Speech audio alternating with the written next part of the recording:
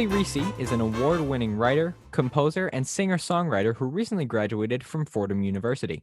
In fact, when he was just a senior at Fordham, he wrote the music and lyrics to the hit off-Broadway show, a musical about Star Wars, slated to reopen after the shutdown. One of his most recent projects, Little Black Book, was released as a concept album on April 9th, 2021, and features Jessica Vosk, Mandy Gonzalez, Natalie Weiss, and more. Boasting a high-energy score with a hard rock edge, Little Black Book turns the amps up to 11 and isn't afraid to slam its foot on the gas. Inspired by strong women from Joan Jett to Demi Lovato to Liza Minnelli, this is not a rock concert you will want to miss. Welcome to the show, Billy. Thanks so much for having me. What a great intro. Joan Jett, Demi Lovato, and Liza Minnelli. I want them in a revival of Mamma Mia. That's what I want. 100%. Come on. I'm on board with that one. Totally. Yeah, it's funny because I was listening to the album, I was really loving it, and then I found your inspiration playlist.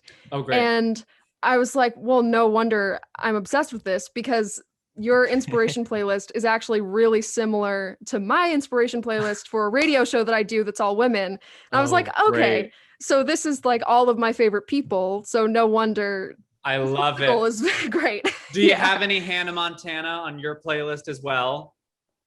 Oh, totally. Actually, yeah, we have Miley, and I think we might have some best of both worlds on there. So yeah, 100. All you need. 100%. Yeah. That's totally. Great. Yeah. Do you want to talk about your like musical influences and taste and like how that kind of formed for you? Oh, sure. Well, look, I'm a writer who is very inspired by genre and, sort of what genre characters might sing in.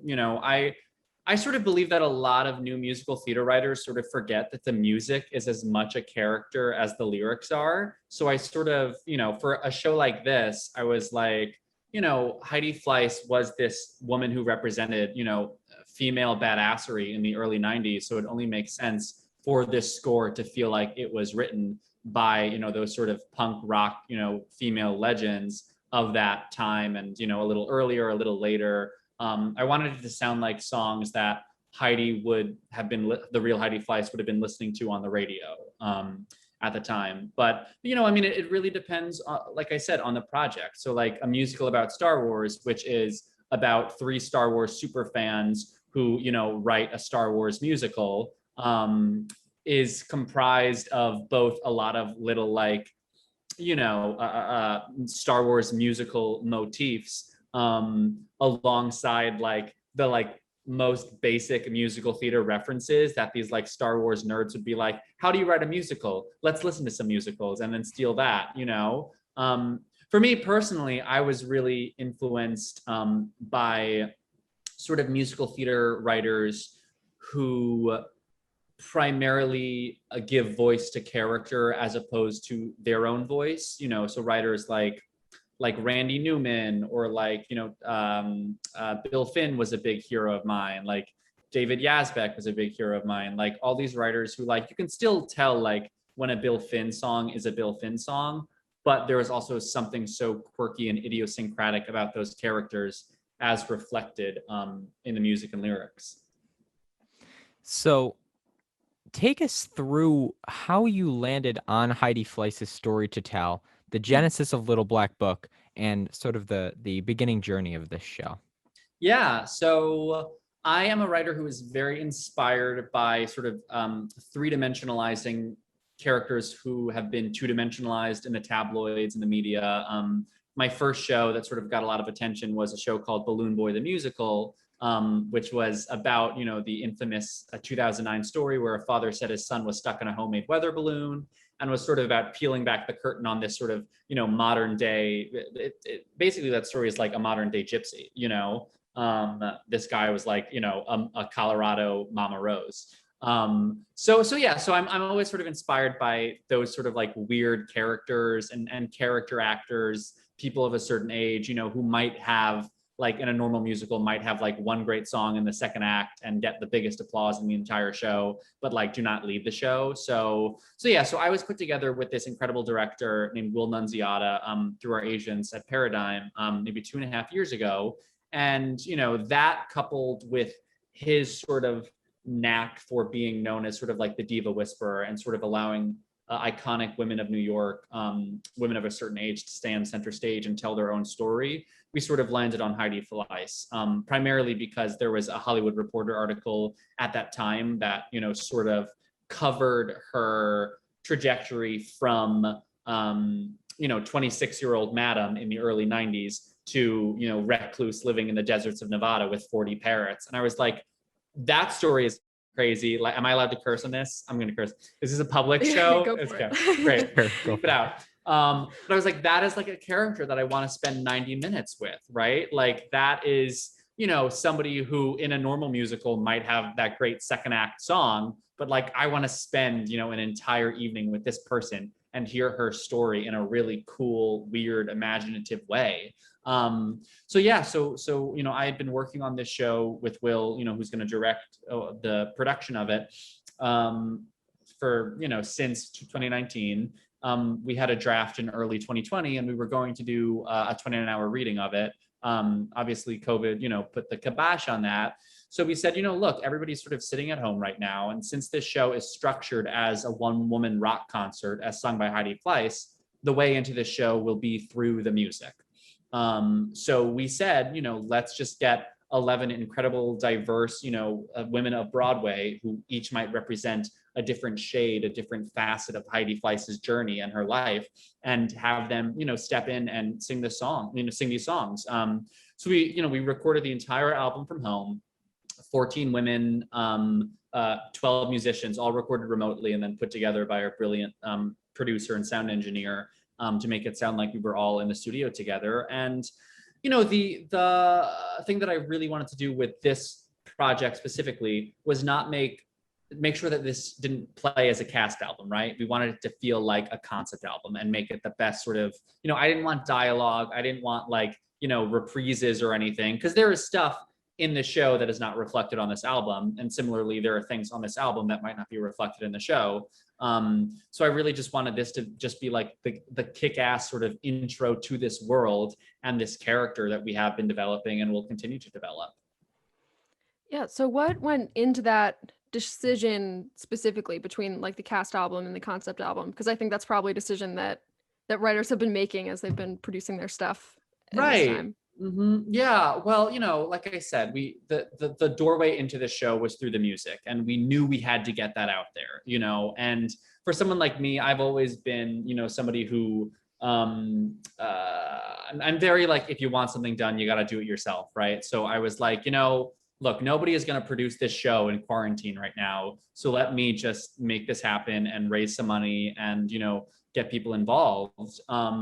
And, you know, I mean, I definitely was inspired by sort of the great concept album, like the Andrew Lloyd Webber concept albums from the 70s, the Jesus Christ Superstar and the Evita, and, you know, like to a lesser extent, the more modern ones like Hadestown, or like you could even say like Be More Chill was kind of a concept album, because even though it's a cast album, like it was a cast album for a production that nobody saw, you know? Right. So yeah, so I mean, those were sort of our templates, right? But specifically like Jesus Christ Superstar and Evita, you know, because I also think Heidi Fleiss is in many ways a sort of like Eva Peron like figure, you know. She was sort of like shot down, you know, sort of came from close to nothing, you know, moved to the big city, and changed the world for a quick second in time, and then was shot down before anything else could really happen.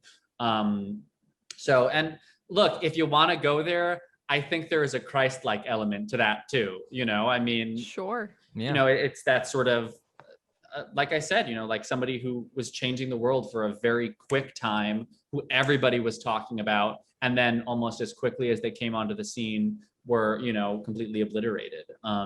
So yeah. That's a great point. It's a very, it's not a slice of life, but it's just this sliver of history that I myself wasn't familiar with before I approached Little Black Book. And I'm so glad that this show shines a light on such a fascinating woman. Thank you. Yeah, and speaking of that woman, you mentioned all the leading ladies on this album. What was your role in casting this? What was the process of casting this, and how did you decide who sings what song? I imagine that must have been a tough choice. That must have been fun too. Oh, well, I mean, I love casting so much. I really do. And, I've been, putting together concerts and stuff in the city for, since I was a freshman in college. So I just love the sort of emailing people and, getting 10 no's for every yes. But for this, I think we were really lucky to get a lot of our, primarily a lot of our first choices. And sort of, we wanted women whose voices, not just voices, but like who they were, to reflect the songs that they were singing. Like I think of a song like Enterprise, right, which Orfeh sings, and she is like the biggest, baddest rocker on Broadway. I was like, there is nobody else who could make that song soar in the way that she did, right? And who could sort of compete with these massive orchestrations on that song in the way that she did. I mean, she's somebody who sort of exudes confidence and just badassery and just sort of, she's always wearing her sunglasses in like the most iconic way. And I'm like, that is like a woman who's at the top of her game, And then you have like Alice Ripley singing Cage Song, who is like always our first choice for that song, because she is somebody who represents this beautiful vulnerability, right? And this woman who has, and she's a friend, and she is somebody who has been in the industry for so long and has seen, so many ups and downs, and the way that people have reacted to her and her performances, and she just sort of understood that, what Cage Song was trying to say, not even just the Heidi Fleiss element of it, but the Alice Ripley element of it, the every woman element of it.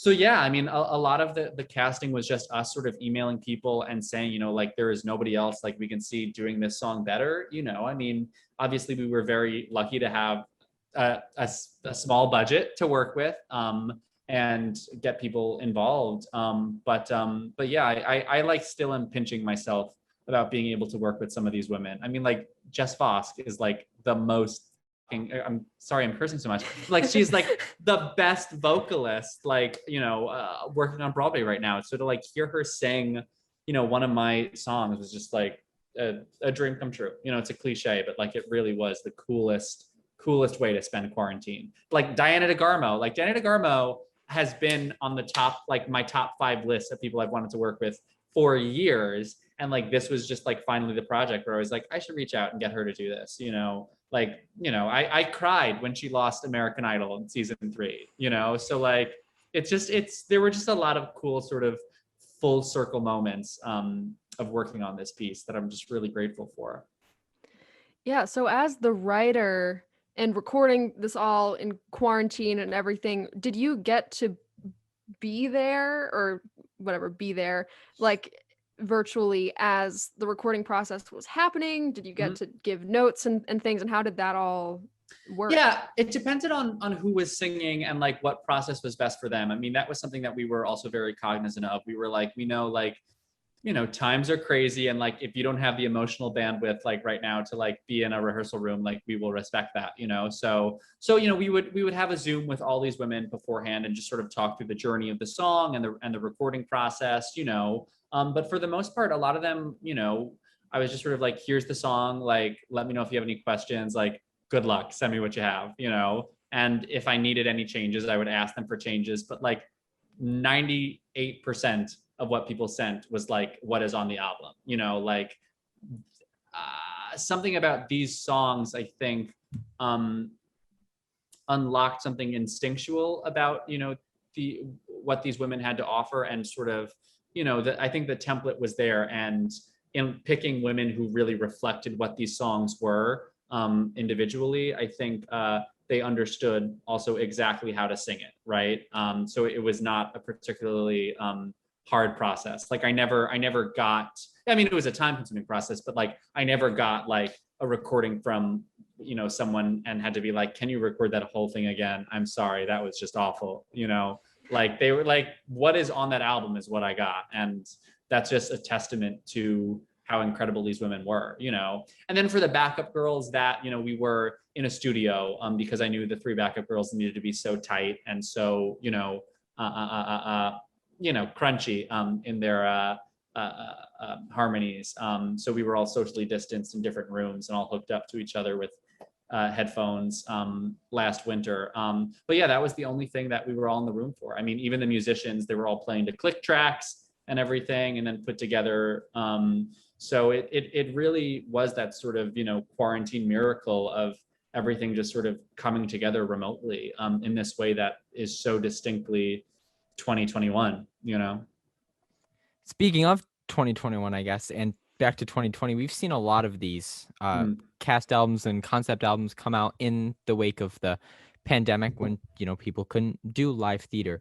Coming out of COVID, what do you see as the future of cast albums like this in the industry? What sort of opportunities do you see for emerging writers coming out of this period? Yeah, well, I think what this period has sort of shown is that people are really excited about the sort of transparency in the development of musicals, right? I mean, for so long, musicals were written and developed, in private rooms for backers auditions of like 100 people, and then the first time an audience sees or hears anything from it is at the first preview.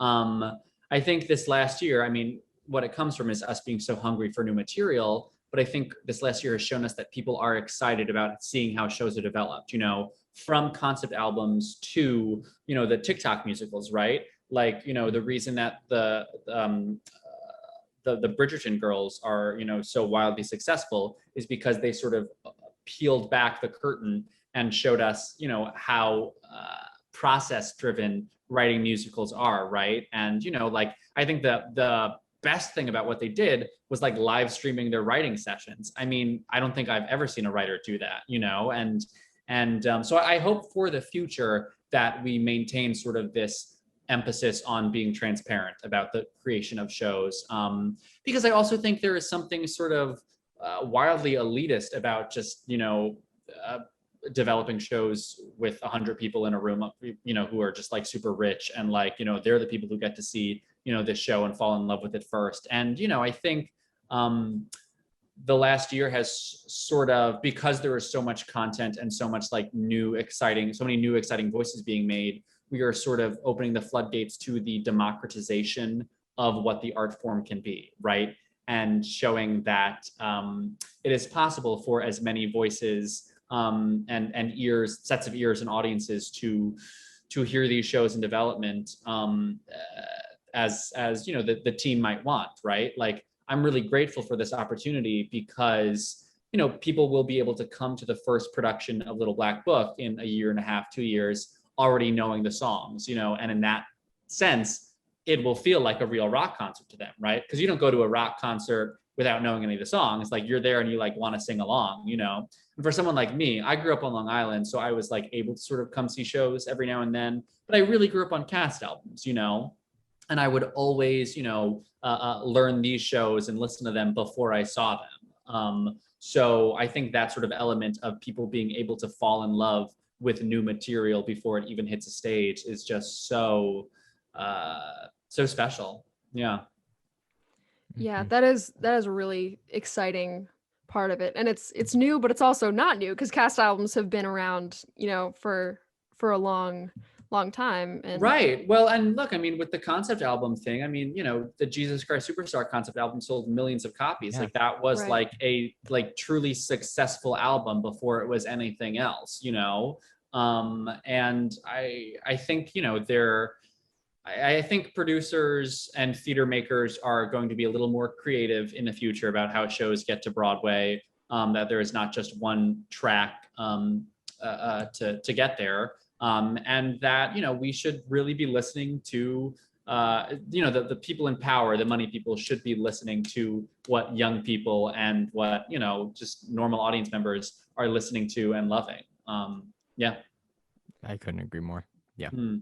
And that's a huge reason. Like, I personally really want to get into development and like be there, like making the changes in that system and producing stuff that is new and exciting and isn't just that kind of top-down system that's been around for so long. Right. Well, I mean, it's the kind of thing where Broadway now is so made by committee, right? You can sort of see all these shows, and I won't name any shows, and I love the industry, and but you see these shows and you can so tell that there are so many hands on what is being made, right? And in a way that is out of necessity because there's so much money to be lost. But I'm so much more interested in shows where you go to see it and there is a singular person's vision, on stage, right? Even if there are a lot of money people behind it, so long as, one or two people's vision is maintained, even if it is messy, even if it is like kind of offensive, like even if it like doesn't really know what it is yet,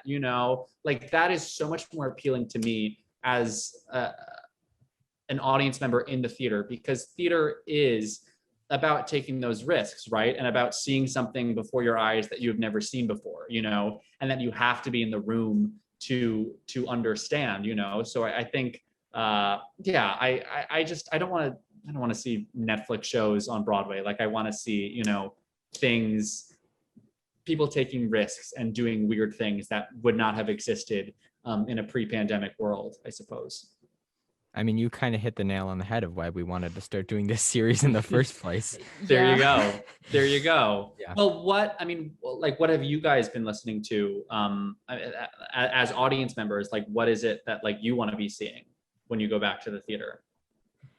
Yeah, I mean, I went on a bit of a rant about this a couple episodes ago, just saying I want there to be more avenues for original musicals with teams that are not already established to come up. So it's not just like that one little slot on the pie chart of the musical that can go from, development, workshop, out of town, tryout, Broadway, Best Musical Tony, because it seems like there's just one musical every season in the most recent seasons that has taken that path, and I just want there to be more space for musicals like that to come through, just because so much of that chart is taken up by jukebox musicals and more commercialized adaptations, and because those are the people that already have the resources to put together the show, right? And I just want the doors to be opened more. Well, that's a big thing for me too. And I'm sort of, I guess, coming at it from a selfish point of view, but it's like, especially now when theater makers have been unemployed for a year and a half, like there feels to me like a fiscal responsibility for producers to actively engage and hire real people who care about the industry and who like are trained theater makers. Like I do not want any more producers to be hiring pop songwriters, who have millions of dollars that they're sitting on and will be fine, if they don't get hired to write the score for this movie musical adaptation. Like when you have a property like that, like a big budget movie that you're going to turn into a big budget musical, like take a risk on a young writer, on an untested writer, or like a barely tested writer, right? Because the property is going to sell regardless, and quite frankly, there have been so many Broadway shows that have come, with big pop songwriters attached and completely failed, So it's like, if you have the property, like I think, like I said, it is your responsibility now to give the, monetary opportunity to young writers to make a living in this industry, Yeah, absolutely. I mean, that's what I want to see. Is I completely agree. If we need to continue to do these adaptations, I don't need an 80s rock band writing the score. I'd much rather see someone entrenched in the world who needs maybe doesn't need, but who would benefit from the financial support and can get their work out there. I mean, and that way everybody wins. The producer wins because, like you said, the property's still going to sell, but then a new composer can test the waters and get something big and established on stage. So exactly. And that's how they did Legally Blonde. They put out like a competition for, someone write us an opening number, and a bunch of, unknowns came through and submitted things. And well, yeah, I mean, I think those writers might have written the score on spec. They might have been, there might have been several writers, in competition for that, which is how a lot of those musicals used to be made. And it really is not the case anymore. Like my favorite movie musical adaptation is like The Full Monty, right? Which, David Yazbek had not written a Broadway show at that point. Like he had a couple like indie solo albums or whatever. And, he just happened to write the songs on spec and they were just great songs. They weren't like, hey, like, let's get Phil Collins to write this score, like, Yeah. no, like, get the person who like most, can relate to these characters and, allow this piece to exist on stage, give it the vocabulary of a stage. Because that's another thing too, right? When you are hiring people who don't come from a theater background, then they are not looking at the show as a show, right? They're looking at it as, whatever, as an album, as a money-making tool. Like the best movie musical adaptations are people who take the movie and completely reconceive it for the stage, because it's a completely different medium. It's not just about like literally like throwing the screenplay up on stage and throwing some songs in the middle of it. Like it takes a lot of work to make a story work on stage, and it takes a lot of work to make a story work on film, and those are not always concurrent, right? So I don't know. I could rant all day, but same. I won't. Yeah. Yeah, because when I think this also happens a lot when books turn into movies, and so many diehard fans of books are like, but this one moment from page 157, line 3 is right. It's in a the different movie. medium. And it's like, well, of course it's not. Yeah. It's a different medium. Exactly. Different storytelling, capability. Right, exactly. It's like Katniss Everdeen should have strawberry blonde hair, like she shouldn't be a brunette, like it's stuff like that, right?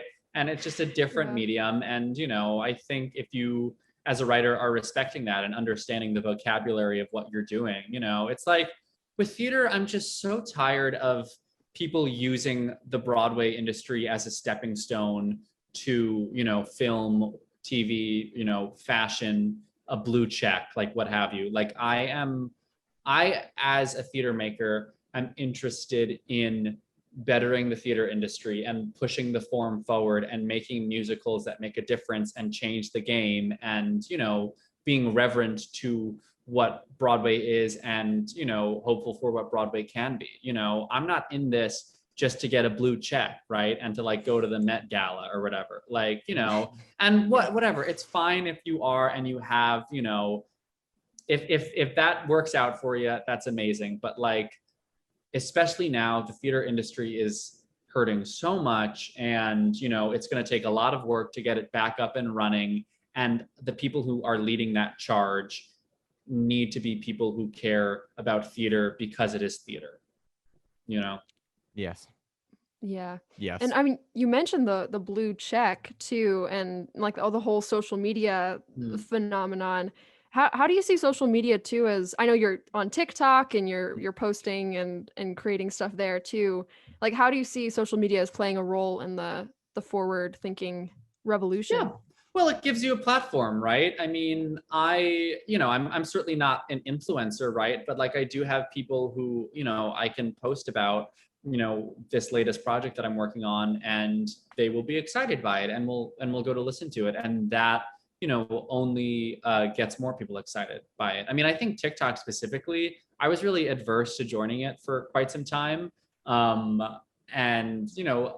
I finally did, and I got like 2 million views in my first month, right? So it's like, I think the algorithm it's the best algorithm for young, unknown creators to get their stuff out there, just because of, I don't know, the technology and how it works and whatever. And then, whatever, then you get shadow banned after your first 2 months and it gets annoying. But like, I mean, that is like I don't know, I wish it leads to a democratization, right?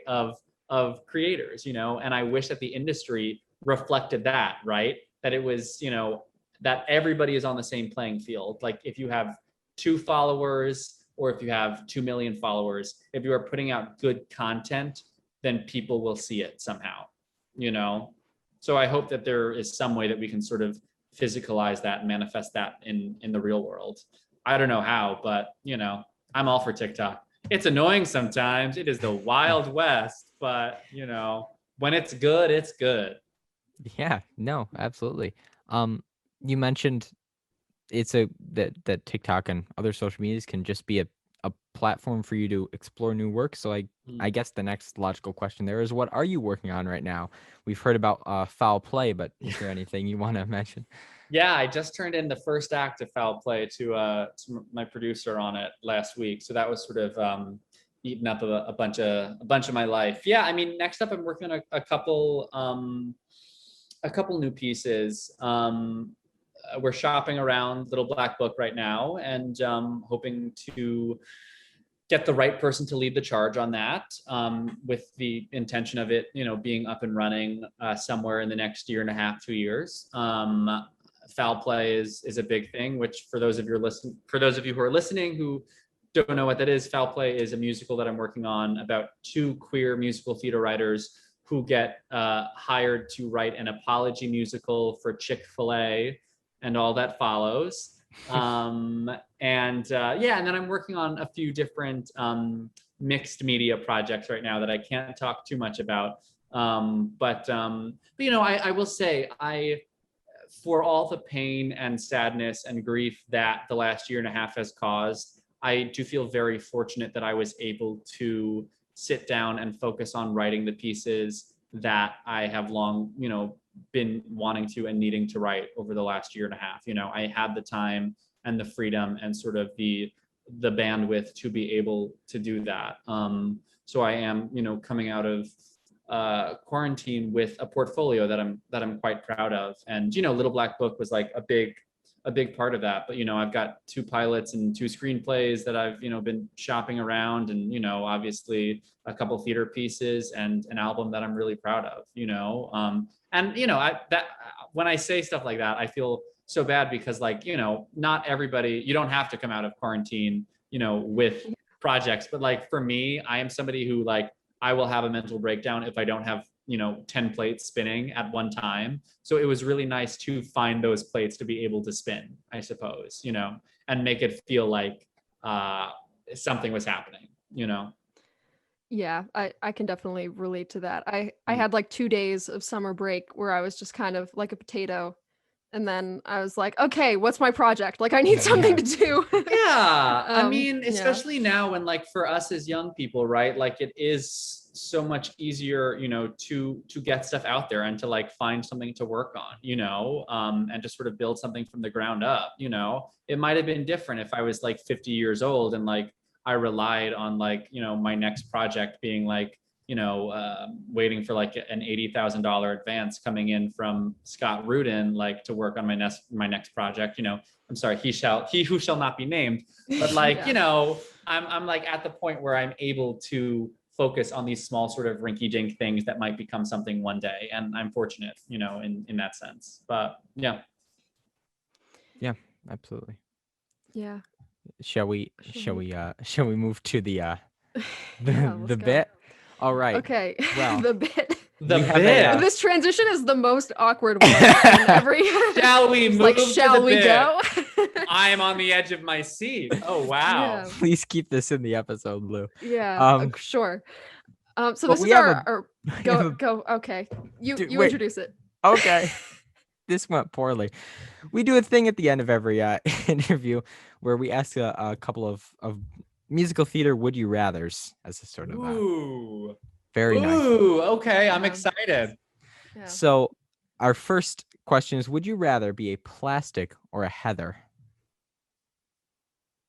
I think I would rather be a Heather because I like that show more. But Totally. Simple and correct answer. yeah. Yeah. All right. Would you rather the next Disney movie musical adaptation be Hercules or The Princess and the Frog? Or something else. So hard. That's Yeah. so hard because those are the two best properties to musicalize. Well, Hercules is already in the pipeline because of that Central Park production that they did a couple years ago. I'm jealous that I'm not the one who wrote it because I love Hercules. And I also love Princess and the Frog, as that score is written by my hero Randy Newman. God, I would say, I have been on a big Princess and the Frog kick over the last year. I will give that to Princess and the Frog. Just this close Really? between the two of them. Yeah, but Cool. Well, speaking of adaptations, would you rather compose the score for a movie adaptation musical or write the book for a jukebox musical? Oh my God. Wow. Well, look, it depends on the jukebox musical. I mean, I think there is no other pop artist who deserves a bio musical about them like Britney Spears does. Although there is this Britney Spears musical that's coming, but it's not a bio musical. So I would say if for some reason Britney Spears allowed me to write her bio musical, I would take that. But for any other, if that was not the case, I would do a movie musical adaptation for sure. Cool. Yeah, cool. Yeah, that's, what is that? Like Once Upon a One More Time? Yeah, I'm sure. I've heard it's actually really good. It's called Once Upon a One More Time, and I've heard it's good. I have a couple friends who are involved in it, and I'm sure it's great. And obviously the music will be fantastic, and it's already been optioned for a movie version as well somehow. Wow, so that was quick. Yeah, exactly. Wow. So I'm excited to see it for sure. But I just think, I mean, her story is just so like what I, as like a dramatist, am so into. I wouldn't even say I'm the right person to write that, musical, but like, God, I would love to. Yeah, like talk about tabloids. I mean, right. come on. Like, well, I'm sure you both saw the documentary that came out. I'm like, this is like what good musicals are made of. This sort of conflict of public versus private, right? I mean, she is the poster child for that. Totally. So great. All right. And then we have one more would you rather. That's a bit of a long one. Okay. But all right. Would you rather see as much live theater as you want for free, but never be able to listen to the music at home, or have unlimited access to archive recordings, cast albums, etc., but never be able to see live theater ever again? I think I would have to go with the first one, especially after this last year, because I have, I've spent my fair share of time with the bootlegs over the last year and a half, and I'm sort of just raring to get back into a theater. I was not able to score a ticket for the first night of Wicked, but I will be there the second night. So I'm very excited for that. I mean, that's the thing, I'm such a theater history buff. And I am somebody who obsesses over, the flops, like the random 1975 show that ran for 8 performances, but I just think what makes theater special is that it disappears while it happens. And I'm just excited to be a part of that process again. That was exactly 100%. Exactly my experience with Company. I wanted to be there first night, and then and you weren't able to get a ticket. Did you end up seeing it? I have a ticket for the 6th night back. Got it. I'm getting there. Patty, I'm coming. Patty, with the platinum blonde hair now. Yes. Oh, it's so beautiful. Yeah, the casting is exactly the same except for the blonde hair. Except for the blonde hair. I saw that production pre-shutdown, and it's really excellent. Really excellent. Oh, yeah. Can't wait. Yeah. It's very exciting. As a final question, what do you see as the ideal future of this story, of Little Black Book, I should say? Well, I will say I'm really grateful that the real Heidi Fleiss is supportive of the show. We have gotten to have some incredible conversations with her recently. And that, this show is a celebration of a woman who I think was done wrong in the media, and, who deserves a spotlight shown on her and her story in the same way that Tanya Harding got with I, Tonya, or all these sort of 90s villainesses, right? The Monica Lewinskys and the Lorena Bobbitts and Marcia Clark, right? People who there was so much money to be made by piling onto them and, creating a villain narrative around them.